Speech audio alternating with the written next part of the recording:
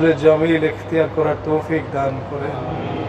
হায় আল্লাহ, যারা আহত হয়ে হাসপাতালে কঠিন যন্ত্রণা ভোগ করতেছেন তাদেরকে আপনি দ্রুত সুস্থতার ব্যবস্থা করে দেন। হায় মাওলা, উন্নত চিকিৎসার ব্যবস্থা করে দেন। প্রয়োজনে বিদেশে নেওয়ার মতো অবস্থা তৈরি করে দেন। আর রাব্বুল আলামিন এই সমস্ত দুর্ঘটনা যাতে না ঘটে সেরকম দায়িত্বশীল ব্যবস্থাপনা আমাদেরকে দিয়ে দেন। আয় মাওলা, যান্ত্রিক ত্রুটির কারণে এই সমস্ত শব্দটা আমরা বহুদিন শুনতেছি।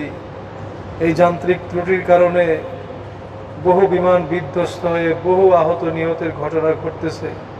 আর রাব্বুল আলামিন, আপনি আমাদের দেশে, এই নতুন বাংলাদেশে আয় মাওলা একটা সুন্দর ব্যবস্থাপনা আপনি দিয়ে দেন। ভালো মানুষদের শাসন ব্যবস্থা আপনি দিয়ে দেন।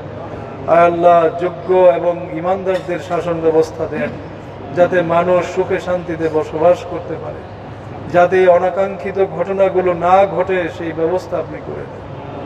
আয় রাব্বুল আলামিন, আয় মাওলা, যারা ক্ষতিগ্রস্ত হয়েছেন আয় মাওলা, তাদের মনের মধ্যে আপনি শান্তি দান করেন, প্রশান্তি দান করেন। তাদের মনের মধ্যে যেন তারা নিজেদেরকে সমঝ দিতে পারে।